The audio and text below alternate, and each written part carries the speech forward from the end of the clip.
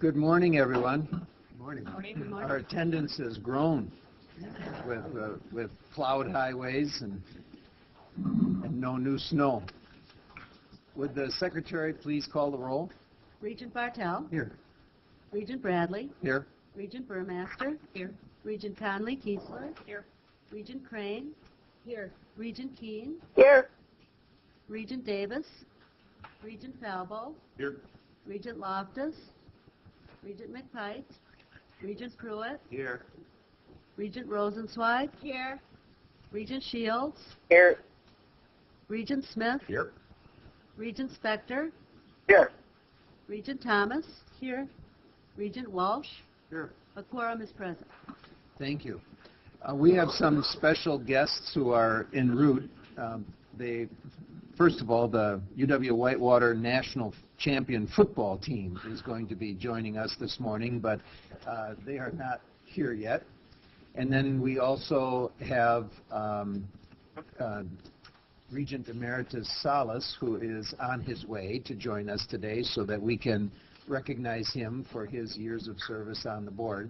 So we'll fit those two events in when the appropriate people arrive. But we'll get started in the meantime. You received the minutes from our last meeting on December 6 and 7. Are there any additions or corrections to those minutes? Is there a motion to approve them? Move approved. Second? Moved and seconded. Any discussion on that motion? All in favor say aye. Aye. All opposed? Thank you. Minutes are approved. I'll begin my report. Most of what I would say about what I've been doing, you heard yesterday in my remarks and also in Kevin Riley's remarks on the goals of the growth agenda. I would just point out a couple of things quickly. Some of you attended, and I hope others of you were able to hear Governor Doyle's State of the State address. And in that address, he pointed out the continued importance of maintaining educational excellence at all grade levels and all ages. He did not at that time have a preview of where we were going with Advantage Wisconsin, but as it turns out, what he said was important in the State of the State happened to coincide with what our think tanks thought was important as far as moving ahead with higher education. You have heard in the news reports about the state revenues being lower than anticipated for this year. We're going to have to watch that very carefully. We are part of state government. This is a financially unsure time, so it's going to be critical that we continue our dialogue with the elected officials and keep stressing that we are a solution to the very problems that the state is facing. So we're going to remain actively engaged and vigilant in watching that process. I'd like to give you some exciting news. Regent Judith Crane has been elected by Governor Doyle or appointed by him as a commissioner of the Midwestern Higher Education Compact. She's one of 5 state commissioners, along with UW-Oshkosh Chancellor Emeritus John Kerrigan, State Representative Steve Noss, State Senator Jim Sullivan, and the President of the Wisconsin Association of Independent Colleges and Universities, Ralph Wegeny. The group's purpose is to encourage student accessibility and enhance institutional quality through interstate cooperation and resource sharing. So congratulations, Judy.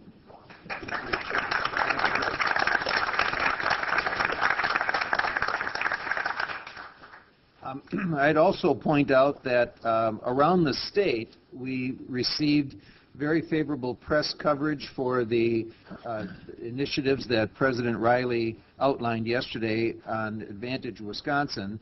The Badger Herald, of all the things that were said yesterday, used one quote, and that is from Regent Falbo, where he said, "I like the document from my simple business mind."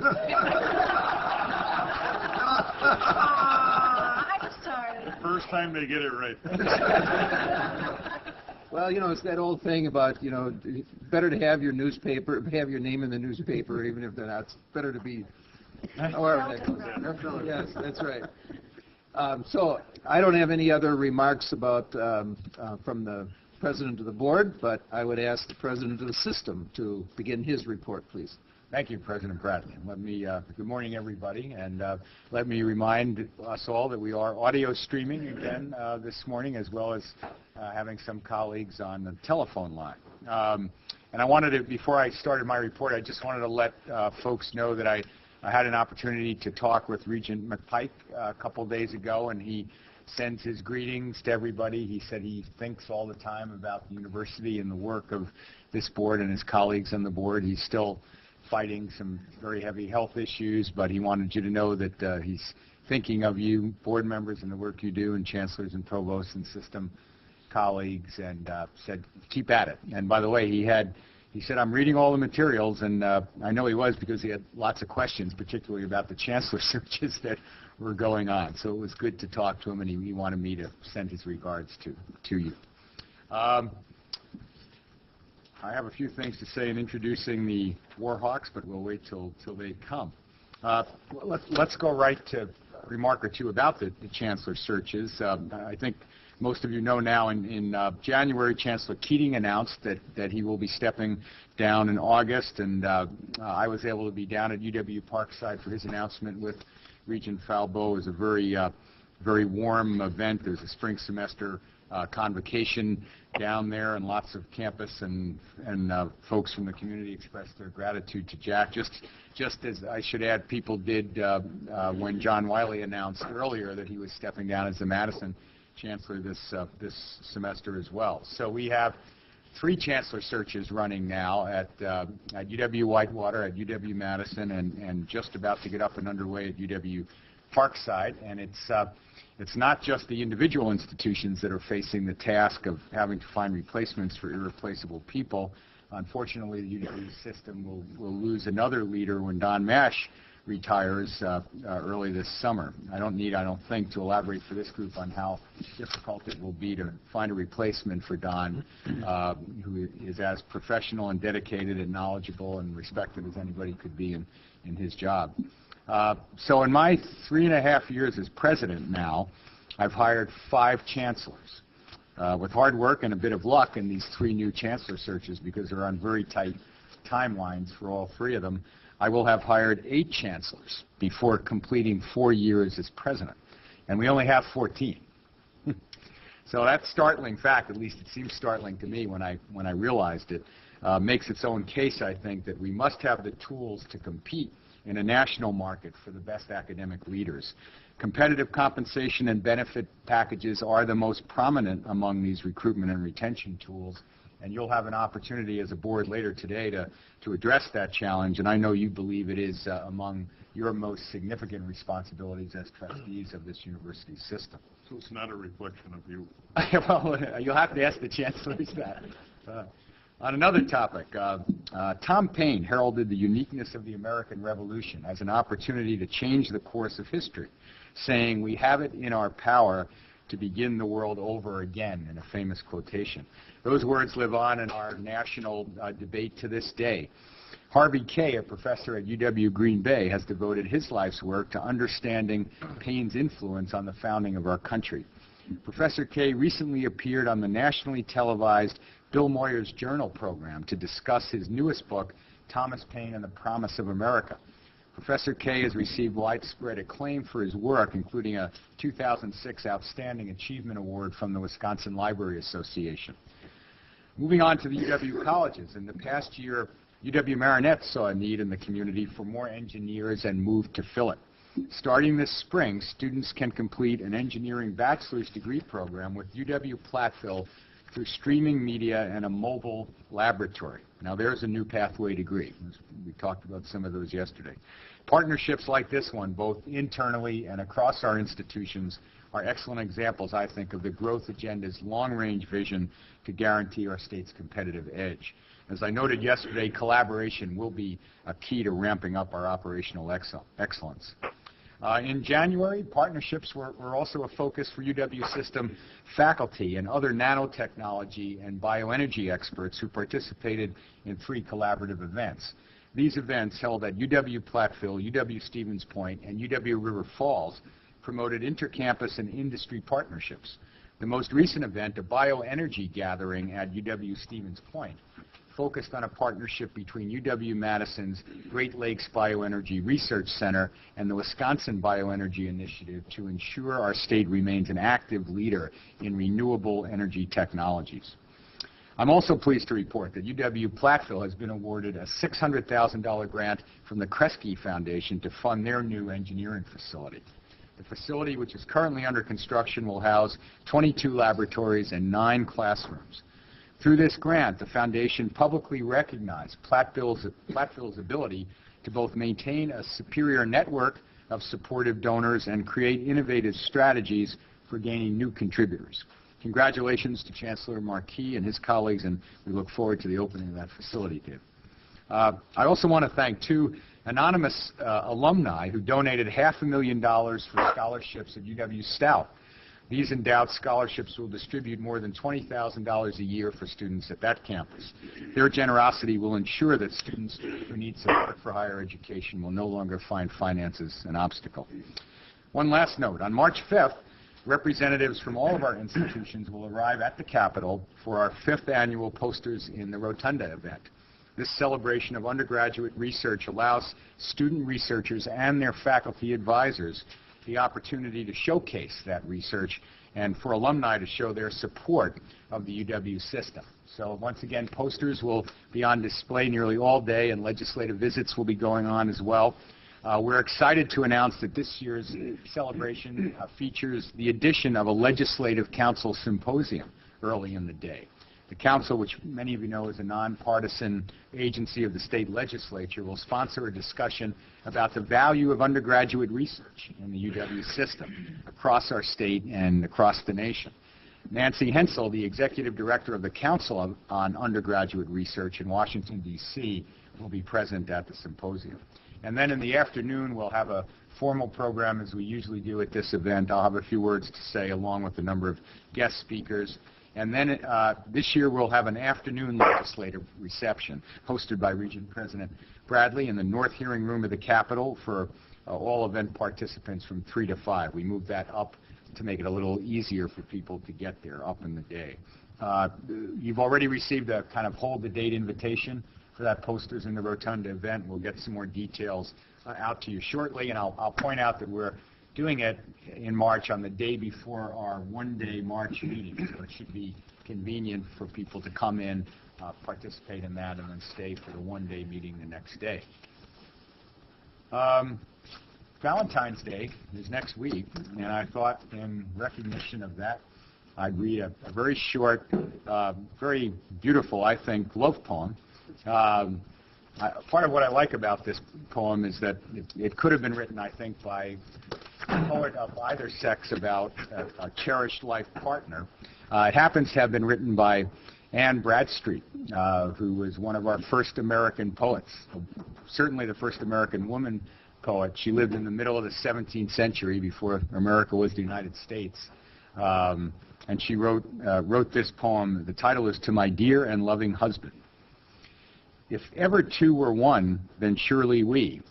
If ever man were loved by wife, then thee. If ever wife was happy in a man, compare with me, ye women, if you can. I prize thy love more than whole mines of gold, or the riches that the east doth hold.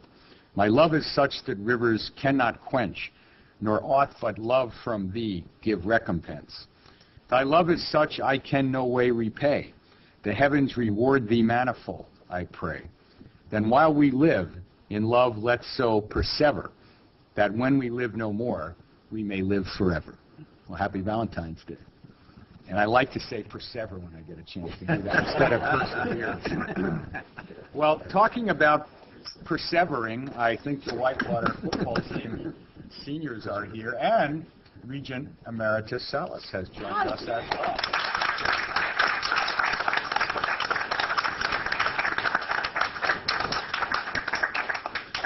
think Jesus was probably the scat back. He came in after the big guys there. That's right. Well, I think we all look in pretty good shape for our age up front here, but there are some young gentlemen now who will easily show us up who joined us. I am really delighted to welcome this year's NCAA Division III football national champions to our meeting, the UW Whitewater Warhawks.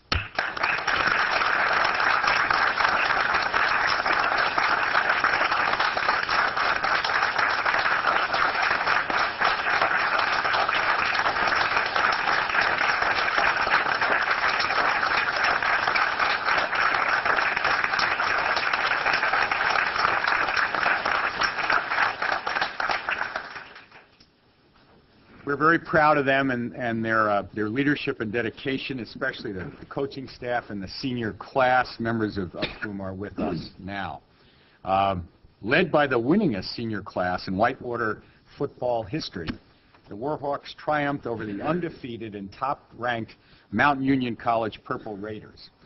The 24 seniors on this team achieved a 49-6 record over 4 years, with 3 consecutive appearances at the National Championship Stag Bowl, all against Mount Union, and the third one was the trick. Co-captain Justin Beaver was to be here, but I don't think he was able to join us, is he? No, because, interestingly enough, he had a class this morning that he really wanted to keep. So we applaud him for that. Justin is both the WIAC Player of the Year and Scholar Athlete of the Year, and he was named the NCAA Division III National Player of the Year and won the Gagliardi Trophy, an award distinguishing a player of excellence on the field, in academics, and in community service. And we're not the only ones proud of Justin's achievements. Governor Doyle praised his work both on and off the field in this year's State of the State address. I'll now ask Chancellor Dick Telfer to introduce Coach Leipold to say a few words. Dick. President Riley and President Bradley, the rest of the Regents, thank you very much. We are indeed honored to be here. We do have 24 seniors. If you count pretty well, you know we don't have all 24 here. And one of the issues is we have scholar athletes. And as you may know, it snowed a little bit the other day, and we lost a day and a half. And one of the things we do pride ourselves on our athletes being students, and so we did excuse some folks. The other if you're not implying that the guys who are here are not the scholars. They are very good at creatively arranging their schedules to make it work. We are extremely proud of them. I would like to introduce 2 individuals. The first is our athletic director, Paul Plinsky, and just ask him to stand.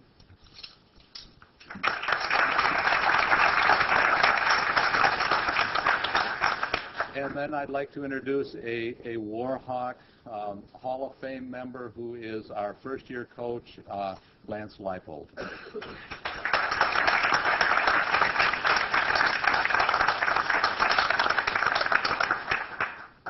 Thank you, Chancellor Telfer. And on behalf of the UW Whitewater, our football program, our athletics department, truly an honor to be here today in front of you, and thank you for once again allowing our seniors and those that are here another wonderful experience that we've been able to have here the last couple months. We've been able to be in front of a lot of groups like yourselves, and for these seniors to take these experiences along with what they've had on the athletic field with them as they finish their degrees or have completed their degrees is truly a way to put the frosting on the cake, so to speak, of everything that they've had that puts this all together. I'd like to take this time to introduce the guys that are here. Gabe Schultz is one of our defensive backs from Fort Atkinson, Wisconsin. Brady Pitts from Dodgeville. Cal Schmidt. Now, Cal, you're going to give me, I was thinking it was Franklin. Is it? No, where is it? Cut it. Yeah, I am sorry. I knew it was over there. Chance put me on. Corey Schrader, also from Fort Atkinson. We have Seth Nelson from Hartford and his brother Luke Nelson from Hartford, Ben Farley from Brookfield, and Aaron Ayers from Dodgeville as well. And I apologize, I'm Cal there. So our coaches that are here is Chris Simpson is our linebackers coach and special teams coordinator. Our defensive line coach Bill Hoagland. Our offensive coordinator Jim Zabrowski, who coaches our quarterbacks. And Andy Harris is our equipment manager and director of football operations. So those are, I think I've hit everybody. Did I miss anyone? Yes. Oh, I'm sorry, Joe. I skipped you. Or Joe Parrish, our wide receivers. I'm sorry, Joe. But that's everyone there. First of all, to the Board of Regents, I'd like to thank you in my first season, but to see once again that all of you, I think, by inviting us and appreciate what in Division III athletics, where it fits into our universities, our missions, and how we play a part, especially sometimes in the football season, how we can kick off a school year and how we can build morale and enthusiasm, and how on each and every one of our campuses, but throughout the state, that we be able to play that part of a student and the student athletes' day-to-day lives, and to make that experience what it is. That is very important, and I appreciate that we continue to do that, and you're seeing that and continue our mission as universities. And within our own at UW-Whitewater, much like myself being in the first-year chancellor, Telfer in the interim has done an outstanding job in making sure that our athletic department and our university continues to flourish as it has. And I can't thank him enough for his support. And then closer in the athletic department, what Dr. Paul Flinsky does. I mean, he's done an outstanding job, and you can see what our athletic program has done under his watch. So all of those things help kind of make our years what it has been. It was quite a ride for us. As most of you know, with 2 appearances to a Stag Bowl under Bob Reswitz was awful. Close but no cigar, so to say, type of thing there. And we came through with an outstanding group of seniors that, upon my arrival in January, had the work ethic and really the maturity to accept change in coaching staff and a few coaches change in leadership, but kept their focus to work day in and day out to achieve a goal that I think will last them a lifetime of memories. And in closing, the last thing I'd like to just share with you once again, kind of back on the mission of what we kind of do. It's been amazing, the amount of alumni and the stories that I've heard through, whether it be emails or stories out recruiting about former players the night after the Stag Bowl going out to shovel snow with their leather jackets on, or taking their wife out and pulling out their leather jacket from the 70s, and a former player who's serving over in Iraq sending the Stars and Stripes from over there with a picture of Justin Bieber and us in the headlines. So it's not just on our campus, around the Whitewater area. I know it's gone throughout the state and quite honestly through the country and even out to other parts of the world that we have. And I just hope that we continue to see the importance of what we do, and hopefully as we have our underclassmen working hard in the weight room and in the classroom, we'll have an opportunity to maybe represent UW-Whitewater, the WIAC, again, maybe on national TV.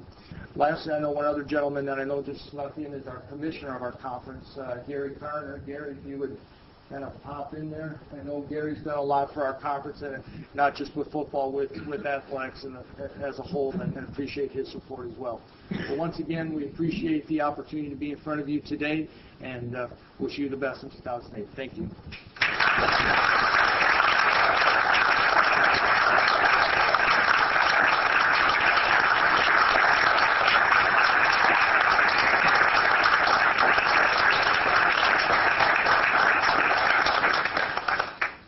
If I may have the liberty, someplace here we have the National Championship Trophy. Gabe, this is our National Championship Trophy. Notice that one football player can carry that trophy. This is the Gagliardi Trophy, which goes to the Player of the Year. How many does it take? How much does it weigh? How much? 70, 80 pounds. It is a stout trophy. So we wanted to show it off to you because it is something we value very much, both of the trophies. Thank you.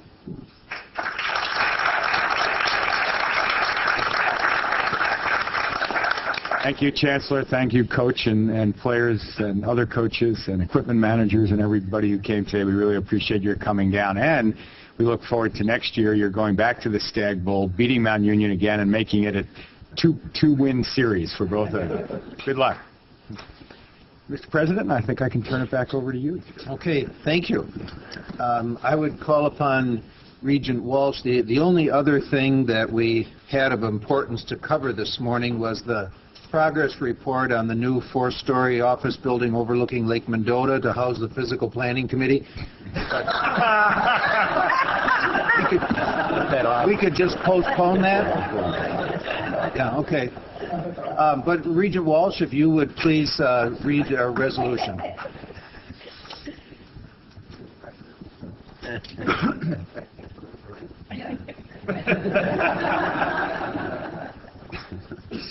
I tend to do more than read a resolution, and I appreciate the opportunity to present a resolution to our good friend Jesus Salas. Jesus probably doesn't know this, but I've known about Jesus for 42 years. In 1966, when I returned from the Navy, I had a good friend named James Marinus, who's today a professor of Spanish at Amherst College. And he worked for the Capital Times, like Madison is. His father was a publisher. That's how I got my first job, working for my father. But his father was a publisher. His brother is also the nationally known author, David Marinus. Well, Jim had just that weekend been up north visiting and interviewing a young man named Jesus Salas. And I was really struck by the respect he had for Jesus. And we talked about going back up and seeing him, but I was off to law school eventually, and I never did it. But I always remembered Jim, who wasn't awestruck by many people. And 32 years later, 2002, I received a voicemail from Jim. And he said, congratulations on being appointed to the Board of Regents, but most of the voicemail was about Jesus Salas and how really impressed he was that the governor would appoint Jesus Salas to the Board of Regents.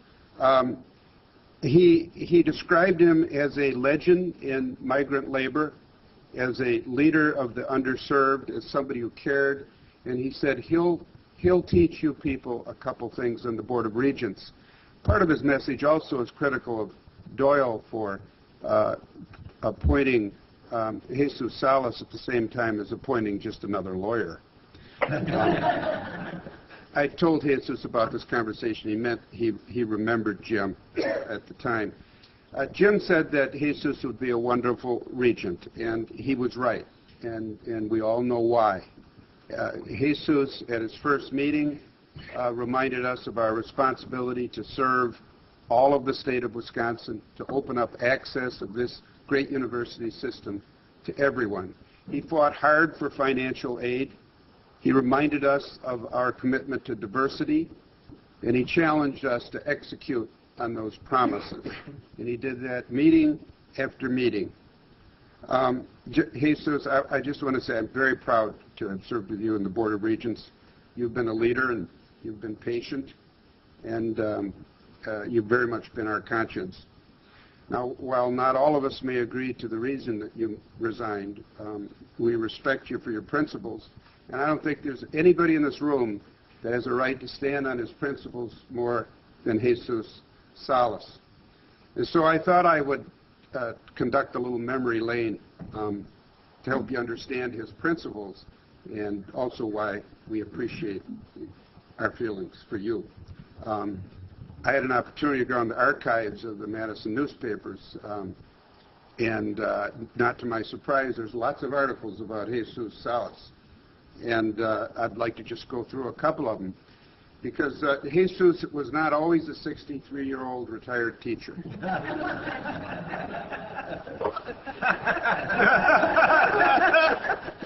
This is Jesus in 1966 when he organized a march on Madison to bring attention to the problems of Wisconsin migrant workers.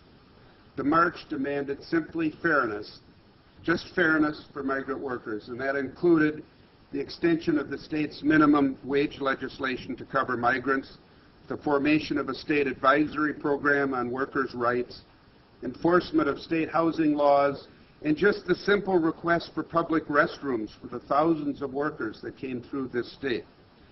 Now, a particularly interesting article to me was the mention of an anonymous person, fairly benevolent, that chose to pay a $54 bail fine that Jesus had at the Madison Police Headquarters so he could lead the migrant farm workers into Madison and not be arrested. Now, what's curious to me is that Jesus even then understood the plight of students, because Jesus owed $9 for 3 overtime parking tickets. Jesus won the support of the decision makers, and this is really what Jim Marinas was talking about. At the time, Jesus was only 22 years old. His commitment to the underserved and the rights of minorities did not stop in 1966. He was involved in other causes. The article you see there is eventually what happened in terms of the confidence in Jesus and the work that he did in the federal government's response. Other things that he did included a march from Milwaukee to Madison with Father James Gropey. He was charged, Jesus was with others, with invading the state capitol, a very unusual law, and since we are supposed to petition the state capitol at all times. Ironically, the person who found the law unconstitutional was Judge James E. Doyle, Governor Doyle's father, and that law is no longer on the books. Jesus was subsequently rewarded with, as you saw earlier, some federal funds and a leadership position, and this is a man who found practical use for his principles and received a vote of confidence. This is an article where Jesus did battle with Jimmy Carter's administration, in particular regarding funds in Texas, and good Governor Briscoe, was it? Governor Briscoe. Jesus won and lost, but the fact that Jesus was recognized is what's important. It was because of what he was doing and the commitments he was making. Well, his commitments continued on. His commitments to the Latino community did not stop with his march to Madison. In 1970, Jesus and 150 students took residence in the University of Wisconsin-Milwaukee Chancellor's Office to call attention to the needs of Latinos to attain higher education. Jesus is supposed to be in that picture. I think he's the guy with the beard on the left. You can't really see, but I'm a lawyer, can make it up. This is a picture of I believe that was Chancellor Clutchy. Jesus, at that time, was only one of 12 Latino students at the University of Wisconsin-Milwaukee, and the dispute was over the formation and management of programs designed to improve Latino standing at UWM. The result was that in November of 1970, the Spanish-speaking Outreach Institute began operation, and today there are over 1,000 Latino students, and hundreds of students have graduated from there since. I give you a quote from a Latino student at the University of Wisconsin-Milwaukee last year. It says it all. Quote, Jesus Salas is a great example of someone who blazed the trail for others to follow. He is someone who shares a lot of the same background, struggles, and obstacles that a lot of Latinos around the nation face. He is a great advocate for the students' access to our university, end of quote. Jesus earned a Bachelor of Science in School of Education at UWM in 1971. And from the University of Wisconsin-Madison, he earned a Master of Arts in Political Science in 1985. In the interim, however, he was not done. Lower right. Jesus, you need a haircut. Just for today. He challenged the University of Wisconsin-Madison to establish a Chicano Studies program, and once again was successful. Jesus brings some power to the table every once in a while. Jesus taught at the Milwaukee Area Technical College from 1987 until his recent retirement.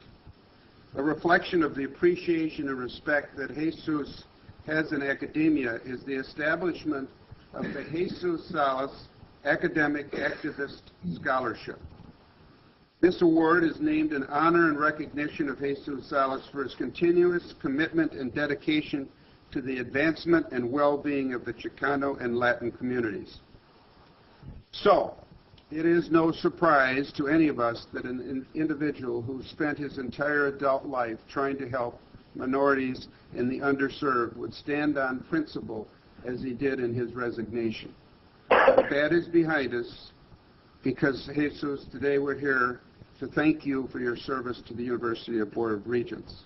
You've been a friend and a colleague and an inspiration to us all. I add two things. First, as a result of some influence I have in this world, I have a contribution to the Jesus Salas Academic Activist Scholarship. It will double the amount of the annual scholarship from this point forward.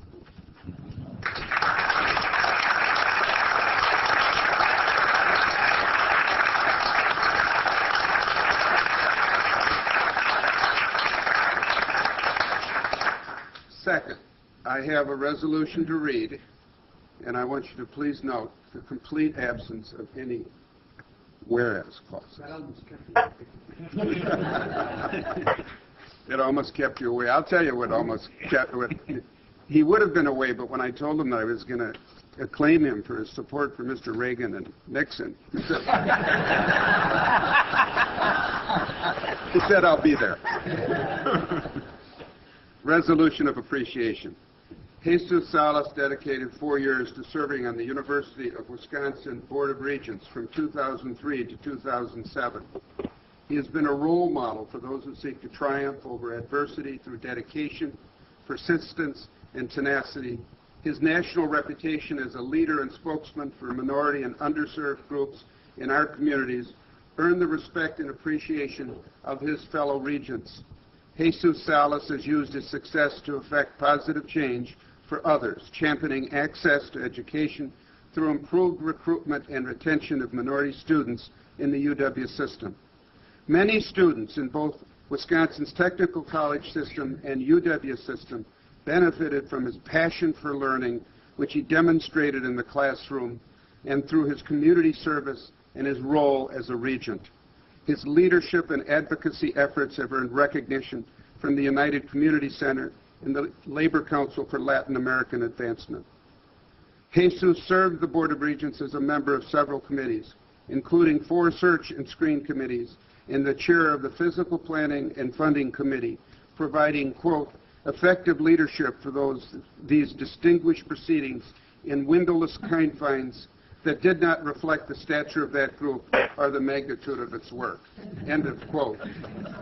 I made that up. That is not in the plaque.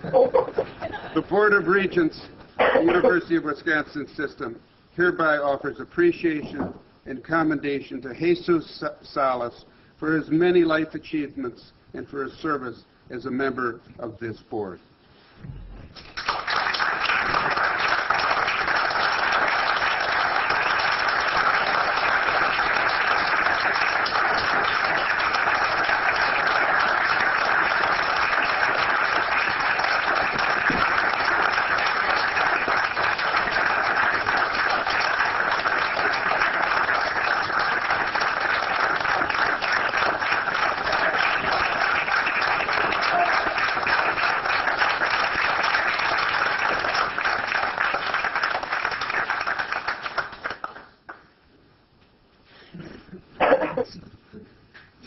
You know, David is only trying to make up for all those difficult times when he interrupted my report from physical planning, including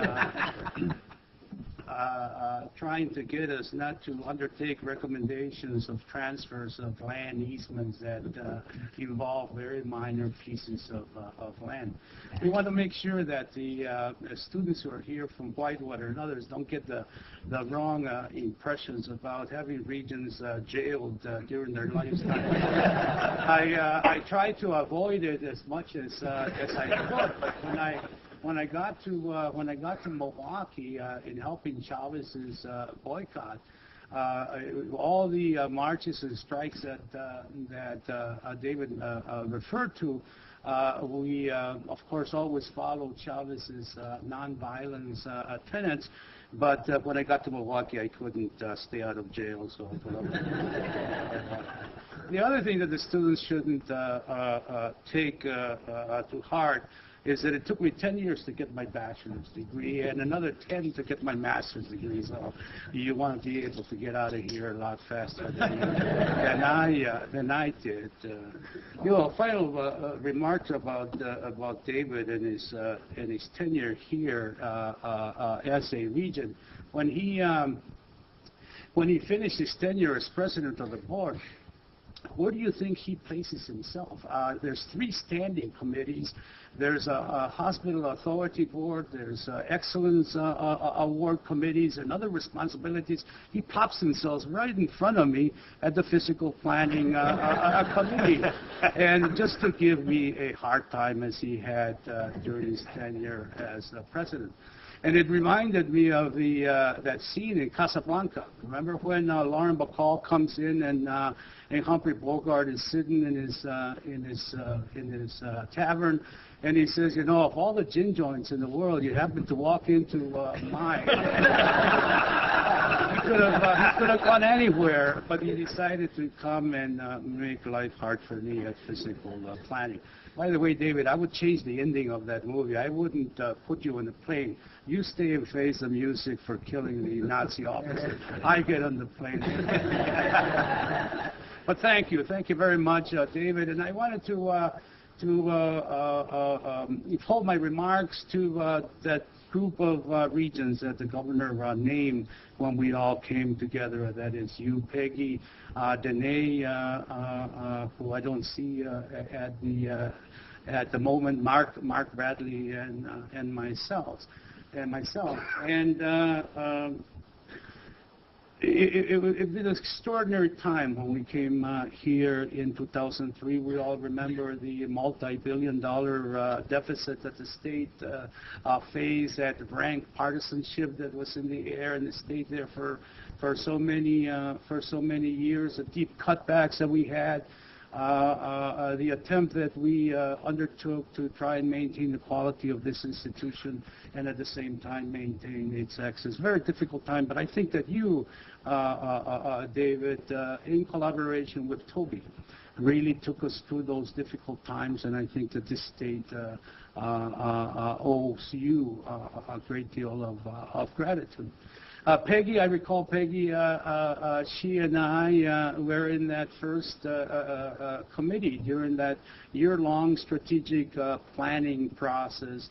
And I'm very proud to say that out of that committee came the recommendation for offsetting those tuition increases that were being deliberated at that time, to offset them with state financial aid, something that we still have not finished, but that you contributed greatly. Danae,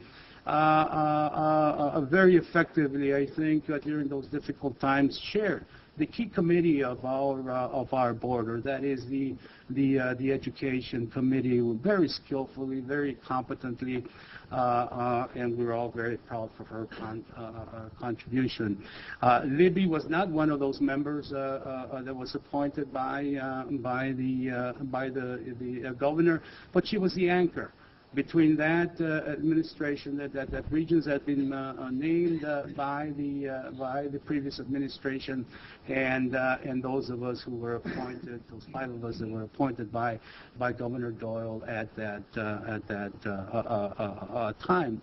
That partisanship that I mentioned earlier was not present here at the board. That doesn't mean that we didn't have any differences of opinions in terms of the policy that this Regents body should undertake. But I think it would be responsible for me to note some of those individuals from the previous administration that were so helpful, not only to the Regents in my estimation, but to me personally. And I recall, besides Toby, Roger Axtell, Pat Boyle, who up until this last year at the UWM meeting at Milwaukee still continue to advise me on some of the major issues of the day. Jose Olivetti, as we recall, used to just come over simply and sit beside me and was most helpful. And finally, the last member of that member group that Governor Doyle appointed, Mark Bradley. And like other board presidents, Toby and David before him, he is the most experienced of all of us, and served as chairman of one of our standing committees, vice president, and of course now president. But he endured something that none of the 5 regions that were appointed by Dole. He had to sit on the outside looking in because there was no chair for him to sit when he first came in. And it was so painful to see that period of time. And of course, Regent Felber would endure even a longer period of time after Mark. I was so proud that Danae and I, Mark and Chuck, had the honor of nominating you. And in spite of the difference of opinion that I have with Vice President Pruitt, you know, over the interpretation of the last chapters of Plato's Republic, I've mentioned earlier that it's not his fault. Here at Madison, at the Political Science Department, we don't allow our students to read abridged editions of one of our books. He did while he was at Harvard, so you have to consider his views on that Greek philosopher with his remarks. But anyway, thank you all, and it's Kevin. Over the years as president, has always closed his meetings with poems, and you know, Kevin, like Chuck, has a very distinct background in literature, and including Irish literature. And I was always amazed by the fact that he disregarded rhyme and meter, very much concentrated on open verse when he selected the appropriate poems for this body, as he usually does at the close. And I wanted to contribute. It's February, and it's almost Valentine's Day. My wife, my Valentine, couldn't be here today, as you know. She's a lunch lady at Bayview High School, and it's her week to cook, so she didn't want to miss. But I wanted to quote a love poem, probably one of the poems that is more rigorous in terms of rhyme and meter, exactly the things that Riley in his poetry commonly disregard. And this is also to all of the ladies who grace our Regency today. It's a love poem, and it's by Bob Dylan, and it goes like this. Tell your mom, tell your pa, our love's gonna grow. Ooh-ah, ooh-ah. Thank you.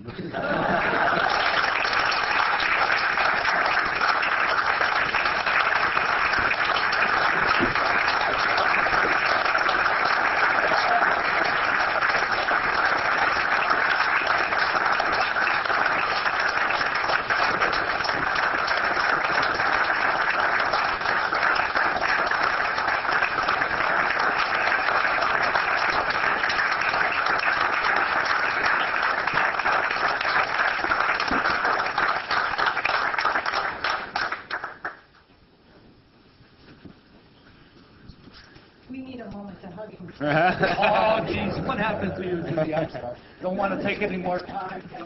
You take all the time you want.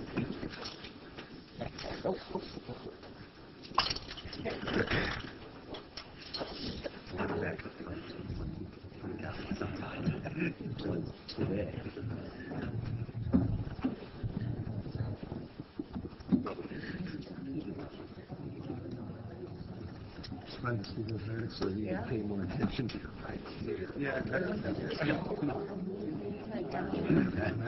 Yeah.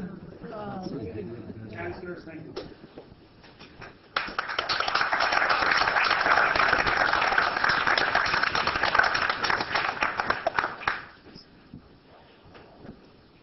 And Madam Secretary, I'd ask that you reflect in the minutes that that resolution was approved by acclamation. Thank you very much. And now, how fitting that the next order of business would be the report of the Physical Planning and Funding Committee. Regent Bartel. Thank you, Mr. President. As the Physical Planning and Funding Committee was about to convene yesterday, we had a turf issue. Since our building isn't completed yet, I started to look for another room, and Judy had reserved a room on the 14th floor here with windows overlooking the lake. Well, it turns out, as we were about to begin, that there was a faculty committee meeting in there at that time. They apparently just wandered in. And in order to preserve the principle of shared governance, we withdrew. And so we went back to the windowless Jesus Salas Memorial Conference Room on the 15th floor, which is where we convened our meeting. The committee approved the minutes from December, and at that point, Associate Vice President David Miller gave us a report. A couple of interesting things from his report. One was that the Building Commission had approved about $64 million in projects at their December and January meetings. The funding breakdown for those projects is $46 million in general fund supported borrowing and $18 million in program revenue supported borrowing. He also told us that in the 2009-11 capital planning budget, we are just beginning that process, and the committee will take a much more active role than it has in the past in setting those priorities as the projects are submitted. At this time, all of the UW institutions have submitted their draft 6-year plans, and those plans include 50 major projects totaling over $1.6 billion of general fund supported borrowing. Obviously, we're not going to fund that much, but we will review those and make some decisions. Under state bonding policies, the UW system could receive perhaps, for those $1.6 billion of requests, perhaps $700 million in general fund supported borrowing during that 6-year period. If you break that down, it's something around $230 million per biennium.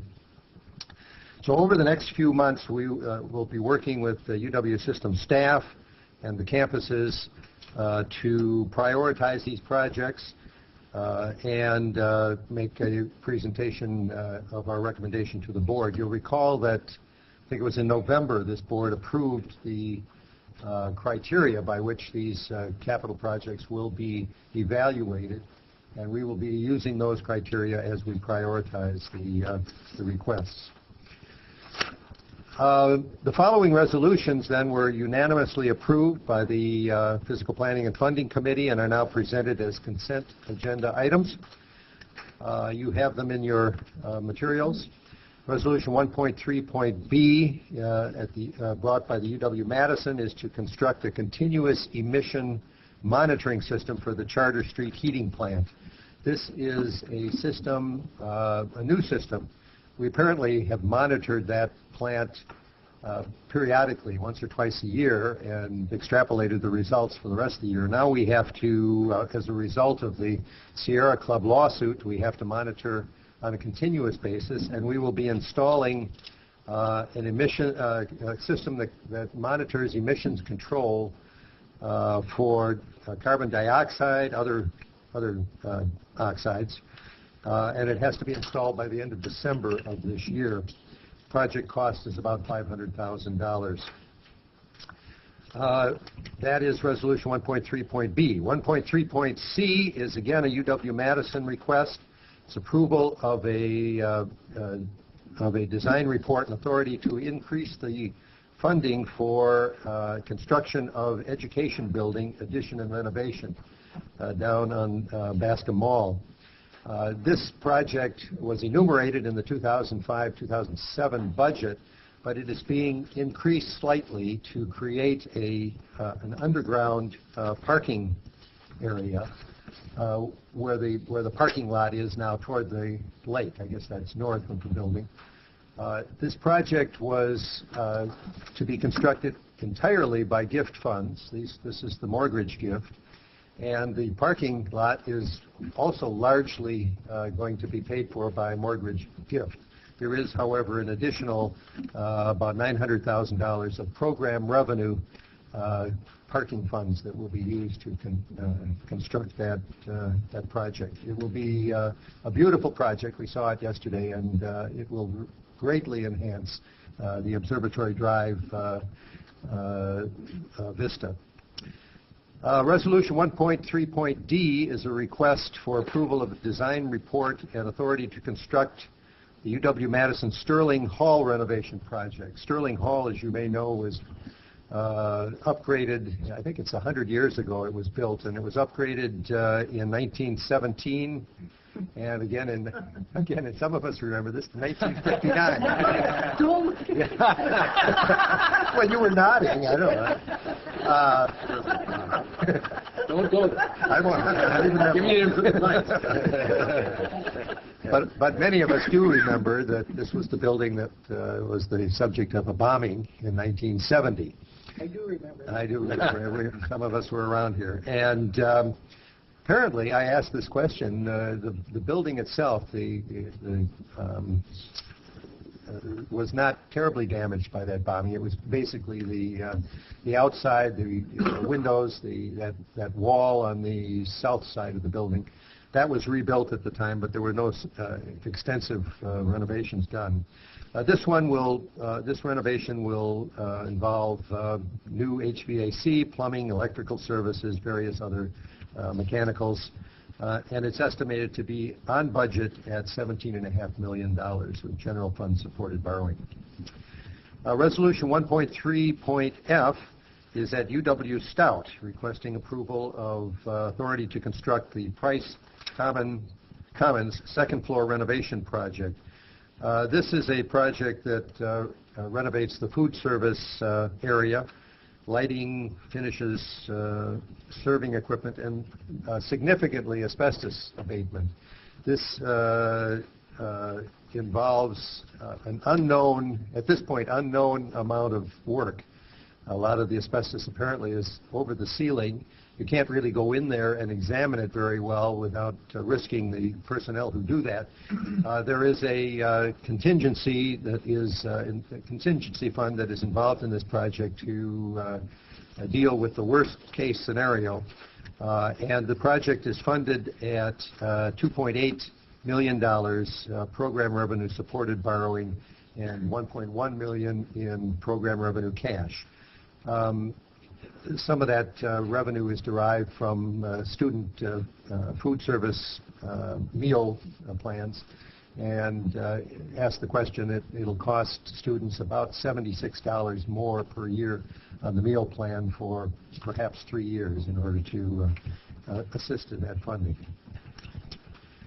The resolution 1.3.g is a request by UW System Administration to seek a statutory waiver to allow alternative forms of delivery for 6 upcoming major projects. The waivers are to be granted by the Wisconsin Building Commission, where circumstances demonstrate that these alternative methods of producing the project are beneficial. These waivers would allow for a construction manager at risk delivery method for the UW-Madison Union South project, and 5 other waivers would allow for single prime bidding projects at UW-Madison, UW Parkside, Stout, and Superior. Each of these projects involves complicated phasing situations, very tight construction site, or unusual coordination requirements for which these delivery methods are required. We've talked about this in the committee, and I think the board has talked about the single prime construction manager at risk methods as being much more consistent with the way development is done outside the university and in the private sector. And it is a procedure that makes all the sense in the world. There's some reason to believe that this time the Building Commission is going to grant these waivers, and These will be the only waivers, by the way, that are requested this year, and that has been made known to the Building Commission. But we are hopeful that we will be able to construct these projects by using those methods. Finally, Resolution 1.3.H involves authority to construct all agency maintenance and repair projects at various campuses. These are things like elevator repairs, parking lot improvements, storm water remediation, and things like that. They come from an all-agency maintenance and repair budget, and they are fairly routine.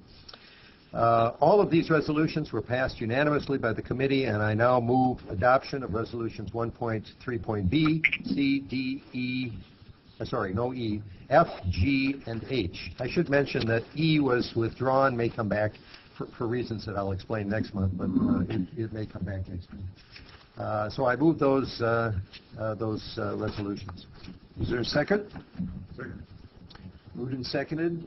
Is there a motion to remove any item from the consent agenda? If not, all in favor of the motion, say aye. Aye. All opposed? Motion carries. One last item, Mr. President. The committee is considering the possibility of suggesting a change of its name.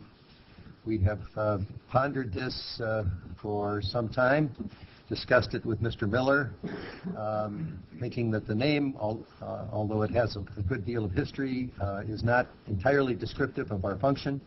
So we've been kicking around a number of names. We haven't really come up with one yet. The last suggestion I heard was Supreme Omniscient Arbiter of All System Capital Projects Committee.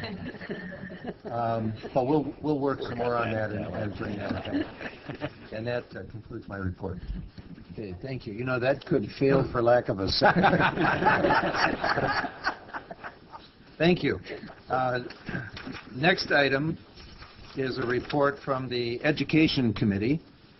And Regent Crane. It's a little intimidating to follow the wit on this board. And you will note that the fact that I am giving the report today is an indication that our meeting yesterday was somewhat unusual because our chair was on the telephone, our vice chair was on the telephone, as well as Mary Keene and Colleen and I were the only members of the committee that were at the table. And we managed to do the business of the committee successfully, I think, in that way. For a while, it looked as if we would not have a quorum, and Vice President Pruitt joined us for 30 seconds until he found that we did have a quorum. And so either his attention span or his other priorities He was took wondering him out of about the it. room. He was about to He does that a lot. help us. Our agenda was fairly short, and but we did successfully go through that. And you have the materials in your in your folders so that you will know what we dealt with. The first item was the process for developing UW System Campus Academic Plan. This came out of a discussion of the committee a number of months ago in which we were dealing with the individual programs that come to us for approval and the desire of the committee to see those in a more holistic sense than just looking at those individual programs as they come before us one by one. This item was delayed from the December meeting. Senior Vice President Martin and Associate Vice President Singer shared draft guidelines, which are in your packets for the plans that we will be using. And generally, guidelines ask that campus plans are coordinated and interrelated with the institution's strategic planning, facilities, IT, and other planning processes, of course, which makes perfect sense. And that the plans would include specific information on planned academic program additions, modifications, consolidations, and eliminations over a 3 to 5 year time horizon that will be linked to the institution's future strategic direction. But we also have to be cognizant of the need for flexibility because obviously things change over that period of time. And in the end, the intent is that the plans direct Regent attention to a more comprehensive understanding of each institution's academic program planning and their array, and as well as the alignment of that array to each institution's distinct mission and identity. We think we're going to learn a lot about each of them in this process. We reviewed the list of programs that we've approved last year and also looked at a listing of those that are currently in the pipeline so that we know over time what we're going to be dealing with. And we finally concluded that new academic programs would be placed on a committee consent agenda unless there is a particular, because we will have been having a regular review process, and then if there is a reason to pull them off the consent agenda, we would of course have the ability to do so. The second item on our agenda was the continuation of this topic because UW-Oshkosh and specifically Provost Stearns presented the Oshkosh campus academic plan. This helped us understand the context, how we would actually look at one particular program. He described in detail their strategic planning, which had occurred concurrently to the Higher Learning Commission reaccreditation process of a couple of years ago, which had resulted in a 10-year reaccreditation for Oshkosh. And they are currently, according to the information given us, following through on a couple of areas that were identified by the Commission that they for greater attention, including, and I hate to use these words, general education reform, but we know the importance of that, and the improved campus-wide assessment. And they also engaged in a liberal education reform effort, which was motivated much by the AACU as well as by the Commission. The Oshkosh Strategic Plan includes academic program plan, a very living and evolving document. There's a growing focus in coming years on collaborative programs and emphases, especially in healthcare and sustainability. Chancellor Wells also addressed this and stressed the alignment of the academic plan within the context of strategic action initiatives and other key operational plans of the campus, and that was most impressive. The committee felt that much was accomplished by the discussion that we had both in the overall context as well as the information and looking at aspects in particular. The next item on our agenda was the UW-Milwaukee Charter School application. This was, as you know, one of a continuing discussion of charter schools, especially at UW-Milwaukee, but also Parkside. We heard from Dr. Bob Kaplan, who's the director of the UW-Milwaukee Office of Charter Schools, on the Bruce Guadalupe Community School, which was seeking to become a part of the UW-Milwaukee Charter School offerings. The school would become Milwaukee's 12th charter school and would be effective in July 2009. The Guadalupe School is currently chartered by the Milwaukee Public Schools, but it is now seeking to move to UW-Milwaukee in order to have a closer association with the university. We heard from Dr. Ricardo Diaz, the executive director of the United Community Center, which housed the Guadalupe School. He described the range of research and community partnerships between UWM and UCC and working together to address the challenges and issues particular to Milwaukee's Latino community. We also were pleased in that conversation to hear from Chancellor Santiago about the ways in which both UWM and UCC benefit by bringing the Guadalupe School into the UWM Charter School fold. And he especially addressed the importance in which UWM sees its commitment to partnering with the community and MPS, the Milwaukee Public Schools, and he described a number of ways as we seek to bring about a strengthening of education across the Milwaukee School District. We had, and it was very helpful to hear from, for me personally especially, to hear from Chancellor Santiago about the importance of the impact that any charter school for which we have responsibility has for education beyond that particular school, and that is of great importance to me. We had good discussion from the committee members and ultimately agreed unanimously to approve this recommendation, and that will be on our consent agenda. We then heard from Senior Vice President Martin about the Inclusive Excellence document, which we heard about in the morning from President Riley, and also as a continuing discussion in our committee about the diversity initiatives. And this was a first round of input for our committee on a draft document, which you have before you, on moving forward with developing a strategic directions for our diversity efforts following the end of the plan in 2008. She described some of the UW system's current diversity work, including increased incorporation of Plan 2008 metrics in the accountability report, increased campus participation in the equity scorecard, about which you know a great deal, the newly approved recently Regents Diversity Awards, and a brand new program focused on institutional projects that work to close the achievement gap with reallocated funding from within the Office of Academic Affairs.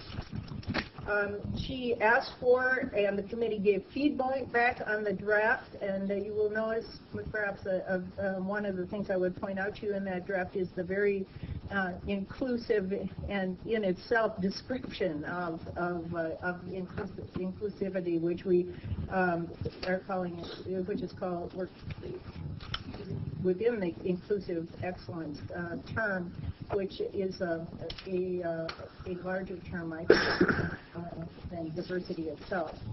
The next steps agreed upon were further review of strategic directions document by campus constituents, and we especially emphasized students in that. And you can imagine that Regent Thomas was key in that. And that we will see another iteration of the document in August, and then we will have a final set of strategic directions that will be presented to the board next fall. So this is our consent agenda. We approved the minutes of the December 6th, 2007 meeting. I guess that is not exactly part of the consent agenda, but we did do that. And I now move two resolutions that were passed unanimously by the Education Committee.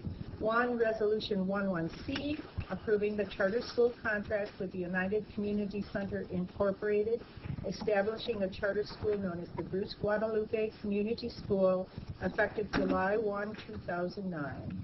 And Resolution 11E2, authorizing the reorganization of the UW Extension and UW College's boards of visitors to form an expanded and combined board of visitors consisting of 26 members. I'll offer those for your consideration.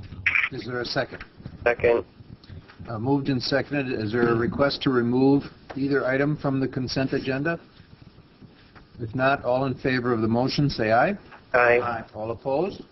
Motion carries. That concludes our report. Thank you very much, Regent Crane.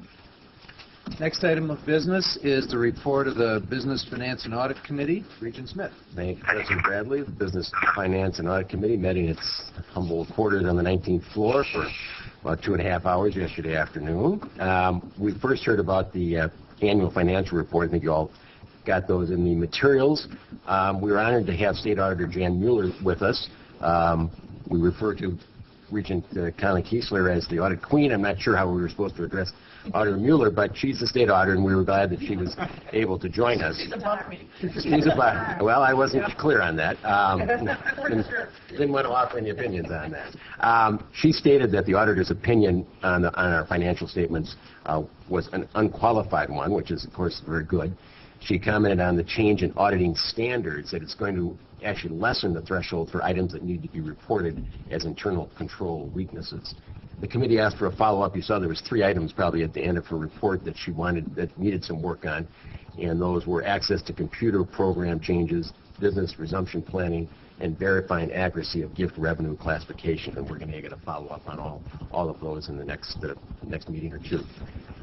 We then took up an item that has got some attention this week, that is the salary range adjustments for the Chancellor at Madison chancellors at the UW comprehensive institutions and the president of the UW system.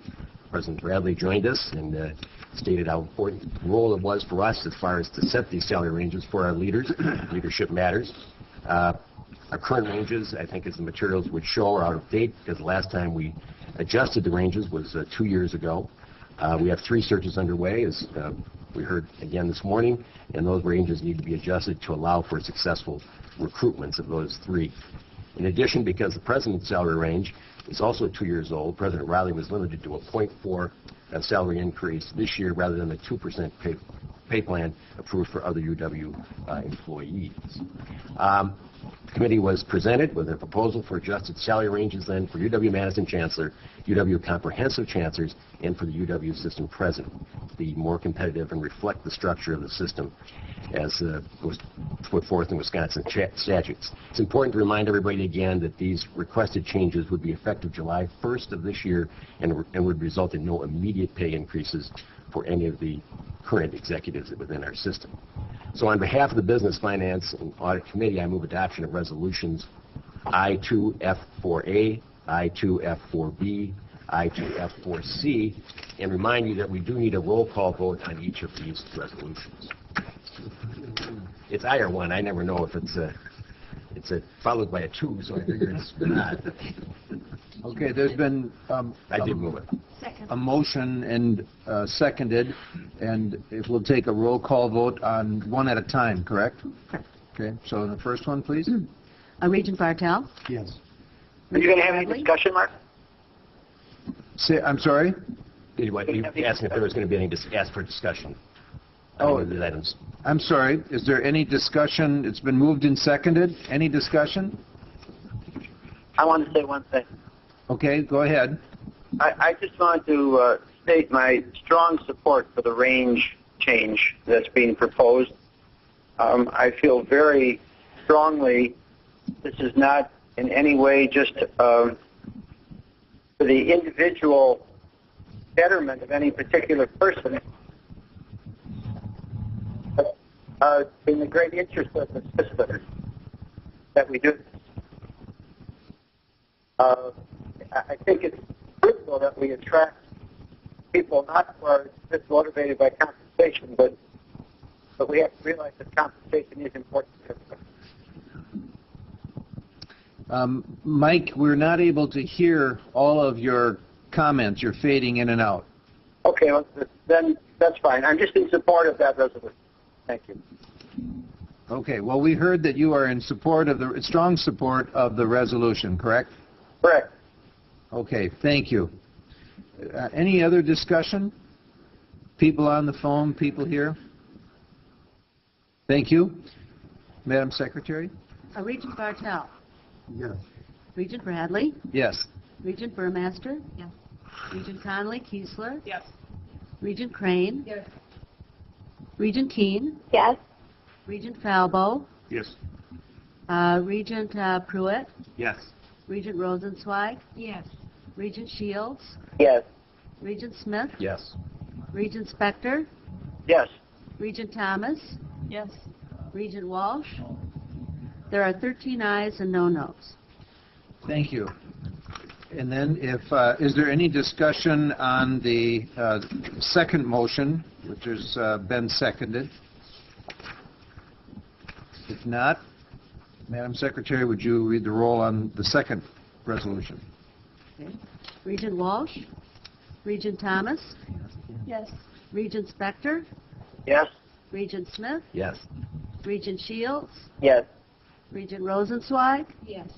Regent Pruitt? Yes. Regent Falbo? Yes. Regent Keane? Yes. Regent Crane? Yes. Regent Conley-Kiesler? Yes. Regent Burmaster? Yes. Regent Bradley? Yes. Regent Bartel? Yes. There are 13 ayes and no noes. Thank you. And then on the third resolution concerning the president of the University of Wisconsin system, any discussion? It's been moved and seconded. Thank you. Madam Secretary? Regent Bartel? Yes. Regent Bradley? Yes. Regent Burmaster? Yes. Regent Conley-Kiesler? Yes. Regent Crane? Yes. Regent Keane, Yes. Regent Falbo, Yes. Regent Pruitt, Yes. Regent Rosenzweig, Yes. Regent Shields, Yes. Regent Smith, Yes. Regent Spector, Yes. Regent Thomas, Yes. Regent Walsh. There are 13 ayes and no nos. Thank you. Regent Smith? Thank you. We then considered salary adjustments for the chancellors at UW-Platteville, UW-Stout, UW-Spear, and the provost at UW-Platteville. President Riley presented the salary increase proposals along with letters of recommendation, I would call them, from business leaders, community leaders, campus leaders, on behalf of the four people we were considering for salary adjustments. Those increases, again, were being requested to address equity and competitive market factors. This is the kind of process we've gone through in the last couple of years, and this is the second time it's, I think, under the process we're now following, where we consider them individually as opposed to in some type of a group. So on behalf of the Business, Finance, and Audit Committee, I move adoption of Resolution I-2F5, and that does not need a roll call vote. Second. Moved and seconded. Any discussion on that motion? May I just ask, these particular chancellors, I'm talking about the chancellors, not the provosts, where do they stand in the longevity table They're among chancellors? our three most long-serving chancellors, I believe. Yeah. Ranging from how long to? I think it's in the materials. Chuck Sorensen is the dean of the Corps with around, I think, 30-plus years. Al, do you, Al?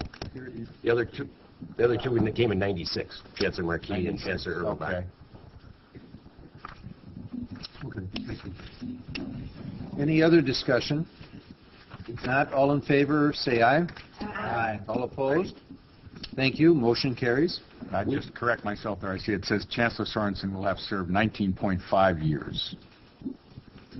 Okay, all right. We then had a lengthy discussion on the UW-Milwaukee review of differential tuition for select schools and colleges, an item that always seems to get a good deal of discussion, any proposal for differential tuition. We had Provost Cheng there and provided the committee with some insight on the success of 4 separate differential tuitions at UW-Milwaukee. These were approved in February of 2004 and include the Peck School of the Arts, the College of Engineering and Applied Science, the School of Business Administration, and the College of Nursing. When these were established, the differential tuitions in February of 2004, it was agreed upon that the programs would be reviewed with the UWM Student Association after the 2006-2007 school year. We had some good testimony from 2 of the school and college student committee leaders, which offered their support of these tuitions and outlined the uses of the differentials to improve the quality of education at UWM. They also highlighted, and we had there, some quantitative measures of student satisfaction with the programs that are affected by the differential. The Student Association approved the continuation of the differentials and stressed the importance of having students represent a majority on the committees that determine the uses of the funds. Good discussion. Chancellor Sinaga was there as well and added the input, and there was no action required at this time on that item, but it's a good thing, and I know we're going to be talking about differential tuition as in the coming month, I think, next month. We also had, any other questions or comments on that, on differential tuition? On the trust fund report, you got a lengthy document on that. The funds were comprised of gifts and bequests made directly to a UW institution rather than their foundation. The long-term fund, as you saw, which is used for endowed assets and makes up the bulk of the total assets, returned to 21% over. I'd like to have that continue, obviously. The intermediate fund and the income fund, which are generally more conservative short-term funds, returned 6.2 and 5.4. We heard from the Information Technology Projects report from Ed Meechan. There's some new legislation that required reporting requirements on large IT projects for our system. Strategic Information Technology plans are being submitted to the board by March 1st of each year. Not all the institutions have such plans. In addition, the board is to create policies for projects costing $1 million or more and projects considered vital to the functions of the university. The board is now required, our board is required to submit semi-annual progress reports on those projects to the Legislative Joint Committee on Information Policy and Technology. And believe it or not, our next thing was to discuss the 2009-2011 biennial budget process. Seems like we were just there. And Frida Harris was there presenting an overview of the budget process that will be employed in preparing our budget. Also discussed a little bit, perhaps the impact of what's been discussed in the Governor's State of the State and since then the shortage of revenue and how that might affect the system and our budget. Finally, we talked, as far as what I'll report on, as far as the report on quarterly gifts, grants, and contracts. Debbie Durkin reported total awards of $699 million were reported for the quarter ending December 31st, 2007. That was an increase of $14.4 million from the prior year. Federal awards were down 10.2, while non-federal awards increased by $24.6 million. That concludes my report, Mr. President. Good. Thank you very much. Are there any additional resolutions or communications, petitions, or memorials? Okay. Any unfinished or additional business? I just would like to remind everybody that next month we have our first go-around with a full-day meeting divided into two big policy issues that board members wanted to have ample time to be able to hear about and discuss. So our chance to... what kind of time frame will that be? I'm planning that we would devote the morning to... Starting at about, what, 9 o'clock or... I think, yes, 9, go 9 to noon, and then have lunch, and then people sort of regather and pull themselves together to dive into another easy one. Mr. President, will there be a gallery the night before at all? Yes, there will be. I am working on that. Well, we're just glad to get, that's great. If I had a specific progress report, I would give it to you, but it is in progress. Way to go, Brent. One thing we might have to consider there, Mr. President, is whether or not we do need to have any of the committees to meet before. I don't know that I think we believe we might. So that'd be 6 a.m. Yeah, all right. There you go. That's why I was concerned about getting here the night before. No, that's part of what I'm working on. You think this is easy? I know. I mean, it takes a lot of... I understand. So I am working on it, though. We'll take a 10-minute recess, and then we will come back and reconvene in open session and consider a resolution to recess into closed session.